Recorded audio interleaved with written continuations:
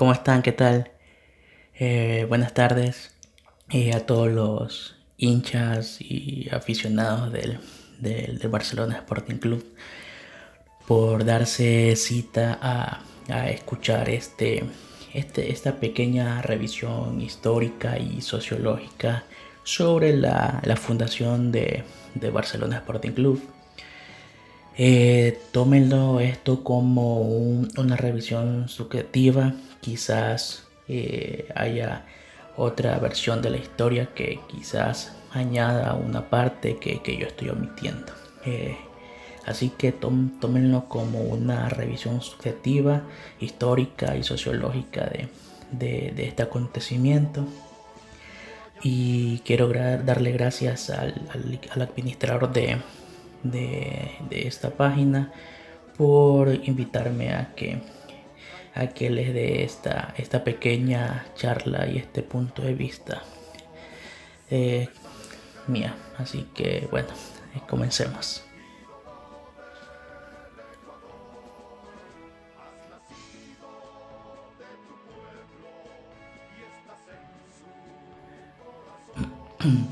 Hace unos días en la plataforma de Netflix se estrenó una serie que bueno, logró llamar mi atención. Normalmente suelo comenzar leyendo las reseñas para ver de qué trata y bueno, si la veo, si merece verla. Entonces, leyendo la reseña, eh, logro entender o más bien me logra llamar la atención posiblemente que esa historia tenga en referencia a algo que yo estaba, algo pequeño que yo estaba escribiendo sobre Barcelona Sporting Club. Bien, la serie se llama Un juego de caballeros, si mal no recuerdo, sí. Un juego de caballeros, como lo dije, está en la plataforma de Netflix. La historia relata, es una historia basada en la vida real y relata lo que vendrían siendo los inicios del fútbol en el Reino Unido, en Inglaterra, y cuenta la historia de la Copa, la FA, eh, en donde ellos logran eh, posicionar el fútbol como un deporte de la clase pudiente, de la clase notable de aquel país. Y el fútbol es considerado como un deporte de caballeros, ellos lo muestran así, en el que se juega simplemente por gusto, porque quienes lo practican son aficionados de la alta clase, de la clase noble. Y por otra parte, el otro lado de la historia nos muestra a lo que la Wikipedia, según me dijo, el primer futbolista profesional, quien fue considerado el primer futbolista profesional. eh, ya la verdad se me fue el nombre, se me el apellido, sí recuerdo que es Suter. Es un suizo, escocés, no logro recordarlo bien.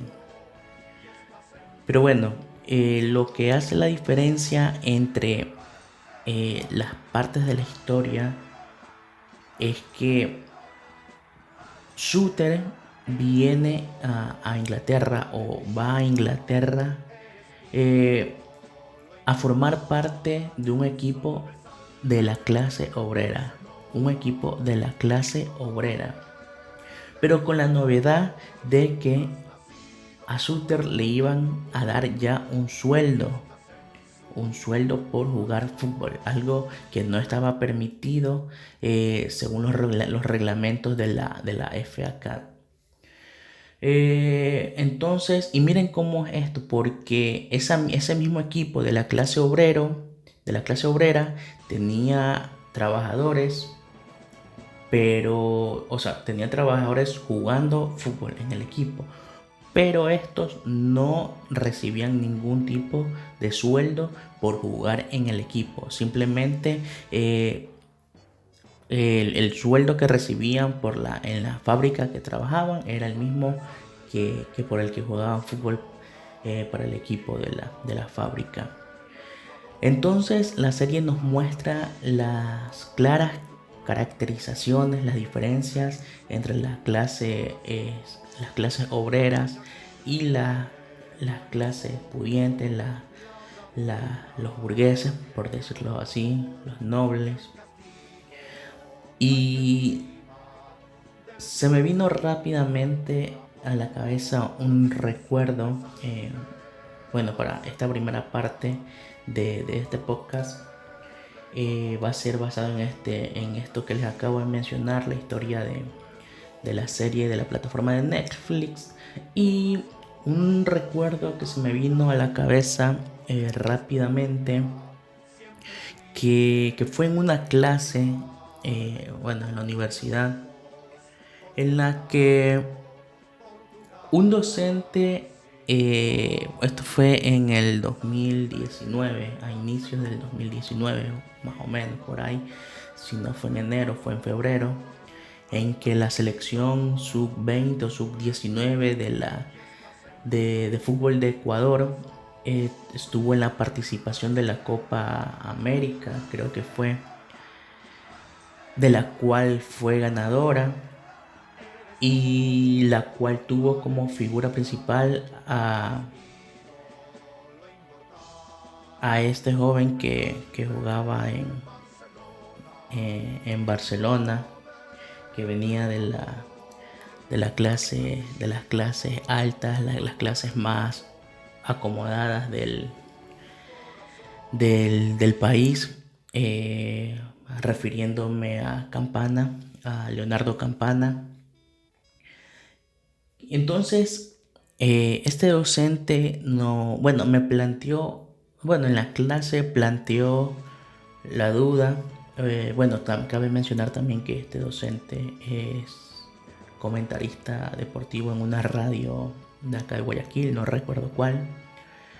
Entonces, el docente planteó la duda en el salón, diciendo que de cuando acá el fútbol había logrado llamar la atención de la clase pudiente, que por qué la clase pudiente o la clase más alta habría sido atraída por el fútbol, obviamente refiriéndose a la situación de Leonardo Campana.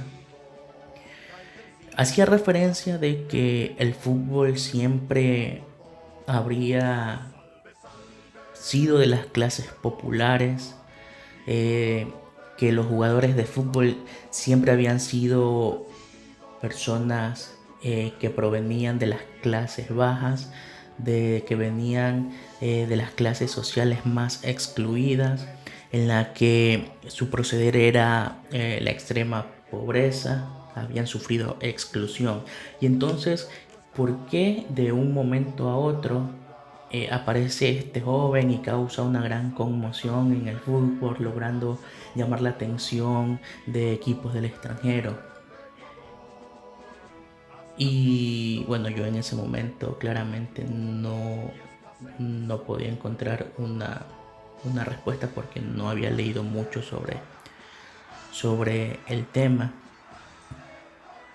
Pero ya luego leyendo pude entender que, o sea, el fútbol mm, no tuvo sus orígenes en las clases populares, al menos en lo que se basa lo que pude ver en la serie de Netflix, un poco que es historia basada en la vida real, y leyendo también la historia del fútbol ecuatoriano, que ustedes buscan en Google van a encontrar un par de artículos muy interesantes.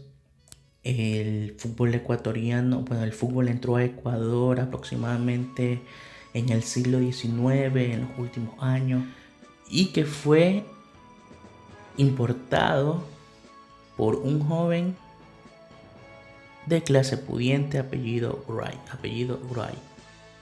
que era descendiente de, si no me equivoco, de un soldado comandante independentista. Entonces, por esa parte, eh, yo creo que el caso de Leonardo Campana en Barcelona Sporting Club es la representación de los inicios del fútbol. O sea, el fútbol no es pertenencia de las clases populares, no es pertenencia de las clases excluidas. Y en una segunda parte de este podcast lo vamos a aclarar y vamos a hablar sobre eso. Pero sería, si estuviéramos en el siglo XIX, lo ocurrido con Leonardo Campana, que como lo dije, es de las familias más ricas del Ecuador. De hecho, su abuela creo que es portadora directa de la fortuna más grande del Ecuador, la señora Novoa. Y eso, en primera parte eso. Y en esta segunda parte me gustaría recalcar o citar más bien una frase del himno de Barcelona Sporting Club, de la institución, en la que dice: has nacido de tu pueblo. Y bueno, a mí, bueno, como obviamente hincha de Barcelona, eh, como para romantizar la historia está bien, pero ya bueno, como estudiante de sociología que soy, que me estoy preparando, debo tener un pensamiento crítico e ir más allá. Y bueno, leyendo, llegué a descubrir que Barcelona no es que tanto así haya nacido del pueblo, es decir, vamos, la clase obrera lo fundó. No, no, no. Más bien es todo lo contrario. Y es todo lo contrario a lo que yo creía y quizás muchos de sus aficionados, de los demás hinchas, creen también. La realidad es que Barcelona nació en la zona más comercial y más industrializada de Guayaquil, que es el barrio El Astillero, en la actual calle Eloy Alfaro y todas sus intersecciones. De hecho, eh, los fundadores de Barcelona Sporting Club son empresarios, son comerciantes de la zona que llegaron a saber de la institución o de la idea de crear esta institución por un grupo llamado la Gallada del Modelo.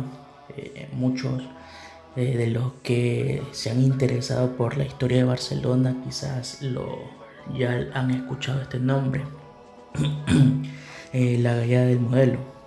Cuando uno escucha Gallada, enseguida cree que es un grupo quizás de gente que simplemente sale así a la calle a molestar, hace esto, lo otro.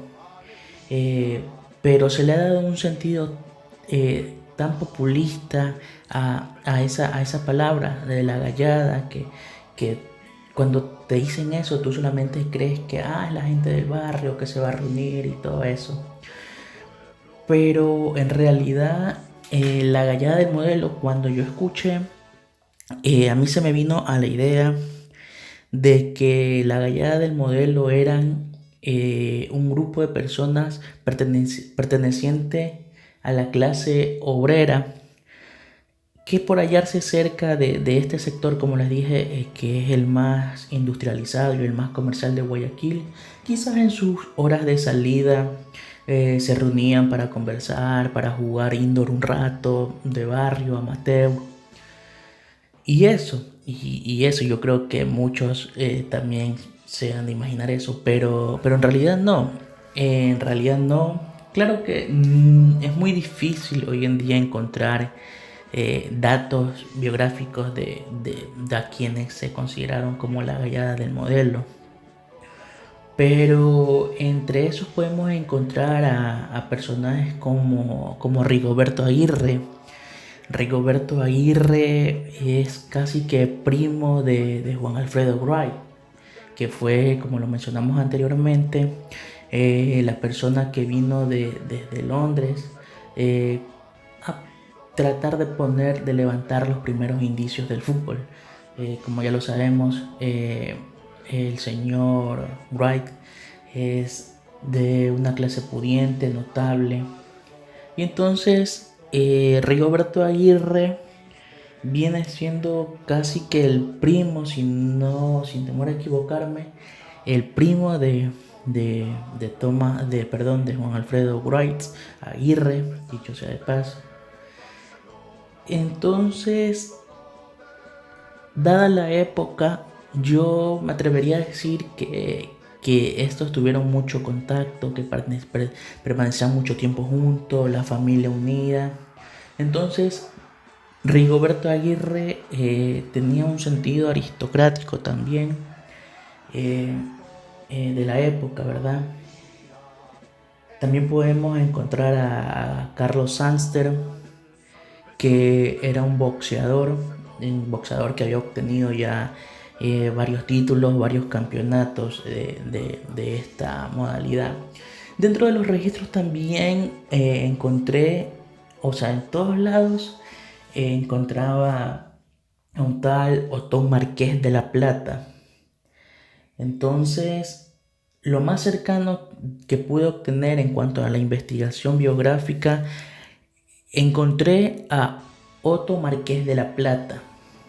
Otto Marqués de la Plata, que presumiría que su nombre sería auténtico Otto Tama Marqués de la Plata.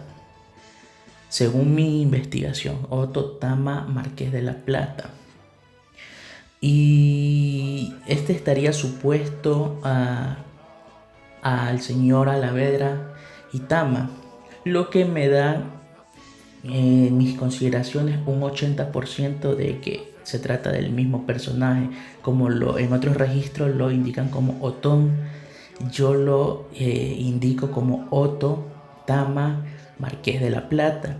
Y digo que es un 80% seguro porque al relacionarse con el señor Alavedra Tama, estamos hablando del propietario del castillo, de esa infraestructura que se levanta precisamente en el sector en el que nació Barcelona Sporting Club, que es en las calles Eloy Alfaro y Venezuela, si no me equivoco. Y entonces me atrevo a decir que Otto Tama Marqués de la Plata estuvo también dentro del círculo aristocrático de, de la ciudad. Y bueno, y quizás podríamos analizar al único, como también datos que se nos dan, a Murillo Moya, quienes datos nos dicen que él sí era un empleado de Eutimio Pérez, de, de Eutimio Pérez, dentro que era un capitán de Marina español. Entonces, no diría tanto que Barcelona empezó siendo como que una idea de la clase obrera, tanto así, porque Murillo Moya vendría siendo amigo de los Pérez García. Los Pérez García son hijos del primer presidente de Barcelona Sporting Club, Carlos García Rivas. Y a su vez este señor es cuñado de Eutimio Pérez. Entonces era como que así una aristocracia dentro del mismo club. Y bueno, y ya que estamos hablando de los nombres, en la directiva también existiría como que un, bueno, valga redundancia y por tanto decir esta palabra, pero una aristocracia. Y es que nada, bueno, como ya lo habíamos mencionado, el señor Eutimio Pérez fue como quien dio el visto bueno, y dijo, sí, ¿saben qué? Vamos a fundar Barcelona, pero vamos a necesitar de socios que nos ayuden a hacer esto, que es cómo funciona cada sociedad, cada organización o toda institución o bueno. Y entonces aquí aparecen nombres de los más fuertes de la época del siglo XX. Y nos va a demostrar que las relaciones de Barcelona Sporting Club con bancos no es algo que ocurre recién ahora, ya que nos presenta el nombre más fuerte quizás como es el señor Onofre Dragó, quien fue el primer presidente honorario de Barcelona Sporting Club, y yo creo que obviamente no sería por gusto. Eh, Resulta que el señor Castel Dragó es hijo de Jaume Castel, otro español obviamente, que era un industrial en telas y algodón. Este señor fue nada más y nada menos que cofundador y vicepresidente de Banco La Previsora y presidente de la Cámara de Comercio e Industria de Guayaquil por esas épocas, por quizás entre los 20 y los 25 o los 26 del siglo XIX, del siglo XX, perdón, del siglo XX. Entonces, aquí llegamos a la conclusión, Barcelona tuvo banqueros dentro de la institución. El señor Onofre Castel Dragó pasaría a ser directamente familia de banqueros. Entonces, ahí es cuando yo me doy cuenta de que Barcelona no es tanto una idea de, de la clase obrera, no es una idea de la clase popular, no es una idea de la exclusión social que se daba en la época. Eh, no es la idea del oprimido y del opresor, porque vamos, aquí hay una relación entre lo que teorías marxistas podrían decir así, el oprimido y el opresor. Ah, mira, se creó un equipo de fútbol porque se están excluyendo y muchos se albergan en el fútbol como para desahogarse, como para obtener algo de felicidad con las situaciones que se dan en este deporte, ya que, bueno, si no podemos conseguir una felicidad con no teniendo quizás el capital necesario para poder vivir bien, vamos a vivir bien a costa de la felicidad ilusoria que nos brinda Barcelona Sporting Club. No, sino que más bien es todo lo contrario.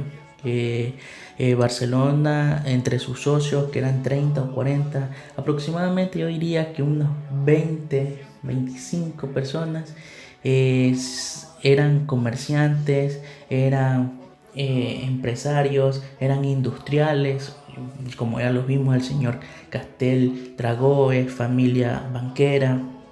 Y entonces yo creo que toda esa comunidad española que vivía en las calles Eloy Alfaro y sus intersecciones, eh, estuvieron inmiscuidos en Barcelona, y obviamente la afición que esta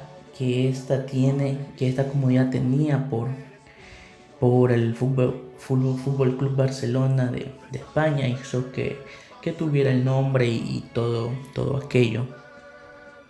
Entonces, como conclusión, como ni se los venía mencionando anteriormente, creo que Barcelona no fue ideado en principio por las clases obreras, por las clases populares. Barcelona se convirtió o llegó a ser atraído por las clases populares, arrastraba a las clases populares, sí quizás como consecuencia de que estos señores se dieron cuenta de que Barcelona ya podría ir generando otro tipo de expectativa, a más quizás del futbolístico. Entonces, aquí sí quizás podría yo colocar una teoría marxista eh, y una frase marxista que hace mucho eje en esto, que más se refiere a la religión como el opio del pueblo, porque decía que la religión causaba una ilusión que hacía que la gente se despegara de la realidad y que pudiera crear algún tipo de problema a la opresión o algún tipo de resistencia a la opresión.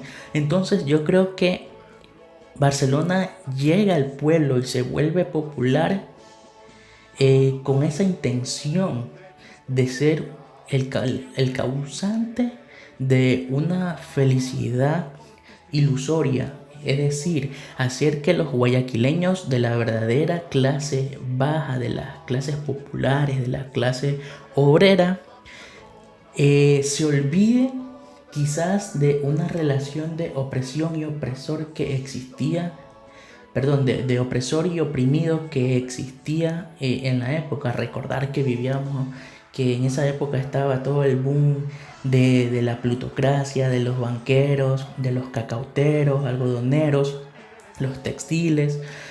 Entonces yo creo que eso sí es Barcelona. eh, y la tan popularidad tan grande que tiene sería la felicidad ilusoria causado por estos empresarios, comerciantes españoles de la comunidad española. Y bueno, eso sería todo lo que tengo que decir.